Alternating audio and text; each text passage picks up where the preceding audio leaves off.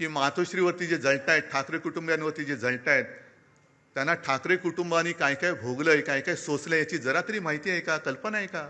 वाड्यावाड्यांची fight, सोडा वॉटरच्या बाटल्या, दगडफेक वगैरे सगळं तिथून बघत बघत बघत आता जे सुरू झालंय ते सगळं काय त्याला म्हणतात, ट्रोलिंग, म्हणजे घर बसल्या शिव्या द्यायचं. पण या सगळ्यांना मला एक सांगायचंय की मातोश्रीवरती जे जळतायत, ठाकरे कुटुंबियांवरती जे जळतायत, त्यांना ठाकरे कुटुंबानी काय काय भोगलंय, काय काय सोसलंय याची जरा तरी माहिती आहे का, कल्पना आहे का? आहे आपण बोलताना बोलतो की हा महाराष्ट्र छत्रपती शिवाजी महाराज, शाहू फुले, आंबेडकर, सावित्रीबाई फुले यांचा आहे.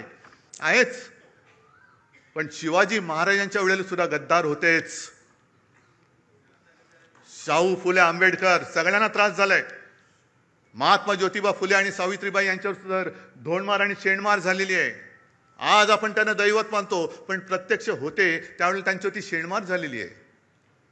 शाहू महाराजांना सुद्धा त्याचा सामना करावा लागलेला आहे, त्यांची सुद्धा बदनामी झालेली आहे. कशाला माझ्या आजोबांना प्रबोधनकार ठाकरे जे सांगतात ना, प्रबोधनकारांचा वारसा घेऊन पुढे जा, पण प्रबोधनकारांना सुद्धा काय काय भोगावं लागलंय का? तर कर्मठ आणि बामणी वृत्ती, ज्या जुन्या वाईट रूढी परंपरा होत्या त्या तोडून मोडून टाकल्या पाहिजेत, याच्यासाठी प्रबोधनकार उभे राहिले होते. घराचा पत्ता नाही, कुटुंब घेऊन महाराष्ट्रभर फिरले. अनेकदा बाळासाहेबांनी सांगितलेले की त्यांची ती भावंड आणि आई, मी तर माझ्या आजीला कधी बघितलं नाही, पण विंचवाचं बिराट जसं पाठीवर असतं तसं घेऊन माझे आजोबा महाराष्ट्राच्या कानाकोपऱ्यात फिरत होते. एखाद्या गावी गेल्यानंतर कुठे आसरा मिळाला तर आजीला सांगायचं की ठीक आहे चल बघ, आणि आजी माझी सगळं काही भांडी कुंडी जी काही 2-4 असतील ती काढून काय संसार थाटायचा प्रयत्न करायची. तेवढ्यात आजोबा गावातनं फेरी मारून यायची आणि सांगायची नाही जमत, चला निघायचं आपल्याला, चालले दुसऱ्या गावामध्ये. अनेक वेळेला त्या काळी आमच्या घरावरती मेलेली कुत्री आणि कचऱ्याचे ढीग फेकले गेलेले आहेत. शिवसेना प्रमुखांनी तर काय टीका सहन केली हे तुम्हाला माहिती आहे. आज माझ्यावर टीका होते, माझ्या पत्नीवरती टीका होते, आदित्यवरती घाणेरडे आरोप होत आहेत, तेजसवरती होत आहेत. का? तर एका क्षणी ज्या वेळेला भाजपने दगा दिला तेव्हा मला जबाबदारी स्वीकारावी लागली मुख्यमंत्री पदाची, म्हणून हा जळफळाट झाला. तुम्ही नाही, तुम्ही मातोश्रीने फक्त वाढायचं काम करायचं, जेवायचं काम ते करणार. जे काय मिळेल, मंत्री मीच झालो पाहिजे, मुख्यमंत्री मीच झालो पाहिजे, माझं दिवटा कार्ट खासदार झालं पाहिजे, मंत्री झालं पाहिजे, मातोश्रीनी भोगायचा मातोश्रीला अधिकार नाही. नाहीच आहे, आम्हाला नको आहे काही. पण सोसायचं किती?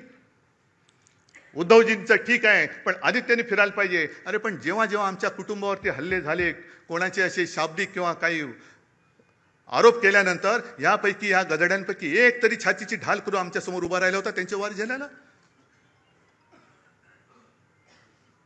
आज जी काही गद्दारी झालेली आहे, मी त्या वॉर्डातल्या तमाम मतदारांची आज जाहीर माफी मागतोय. कारण त्या सगळ्या मतदारांनी अगदी मोदींची लाट असताना त्यांच्या विरोधात माझ्यावरती, बाळासाहेबांवरती विश्वास ठेवून यांना निवडून दिलं होतं.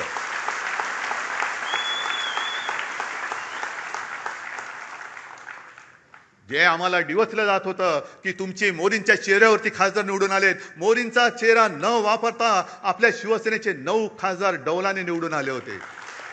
काही थोडक्यात गेले. एक तरी इथली तर सीट चोरलीच. कुठे होते मोदी? आणि त्याच्यानंतर म्हणजे तेव्हा भाजपचे 20 पेक्षा जास्त खासदार, ते पण 9 झाले. आणि आज परत फोडाफोडी कशासाठी फोडताय? काय मिळवायचंय काय तुम्हाला?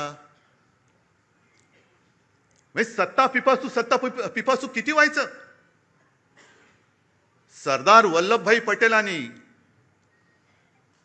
मराठवाड्यामध्ये पोलीस कारवाई केली, ती का केली होती? रजाकारांना घालवण्यासाठी आणि तो प्रांत आपल्या देशात आणण्यासाठी म्हणून पोलीस कारवाई केली होती. आणि यांनी काय केलं? 2-2.5 लाख सीमा सुरक्षा दल घुसवलं. कुठे घुसवलं? बंगालमध्ये एका महिलेला हरवण्यासाठी निवडणूक आणि स्वतःचा पक्ष जिंकण्यासाठी देशाचं सुरक्षा दल तुम्ही वापरता. कोणालाच काय वाटत नाही. ममता बघा कशा लढतायत. काय होतंय? हारल्यानंतर किती देशामध्ये प्रतिक्रिया उमटली? 2.25-2.5 लाख फौज जर तुम्ही निवडणूक जिंकण्यासाठी वापरत असाल, स्वतःच्या पक्षासाठी वापरत असाल, तर मणिपूरमध्ये का नाही घुसवत? अजून 12 वर्ष होऊन गेली, पाकव्याप्त काश्मीरमध्ये अजून का नाही घुसवली? चला उद्या घुसवा, शिवसेना तुम्हाला जाहीर पाठिंबा देते.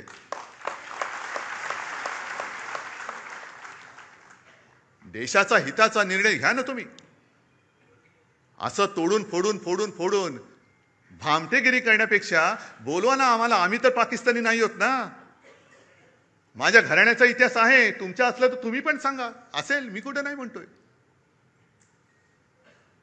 आम्ही पाकिस्तानातून आलेलो नाही आहोत.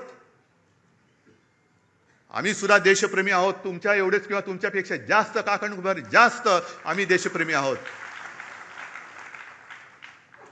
आणि आज जे आपल्याला विरोध करतायत हे तेच आहेत ज्यांनी शिवसेना प्रमुखांना विरोध केला, पण तेव्हा शिवसेना प्रमुखांची गरज होती त्यांना. माझ्या आजोबांना विरोध करणारे हे गोमूत्रधारी जे होते, त्या वृत्त्या आता प्रवृत्त्या परत बोकाळलेल्या आहेत. हो, मी त्यांना गोमूत्रधारीच म्हणतो. हे हिंदुत्व नाहीये, हे भोंदुत्व आहे. आमचं हिंदुत्व हे शेंडी जाणवाचं नाहीये, आमचं हिंदुत्व हे राष्ट्रीयत्व आहे.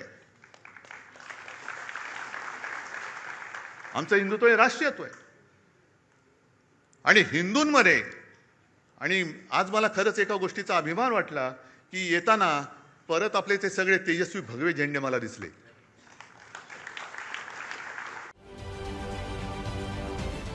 महाराष्ट्रातील सर्व बातम्यांचे विश्वासार्ह व्यासपीठ, सकाळच्या सर्व सोशल मीडिया प्लॅटफॉर्मला लाईक, फॉलो आणि सबस्क्राईब करा. तसंच सर्व नोटिफिकेशनसाठी बेल आयकॉन प्रेस करायला विसरू नका.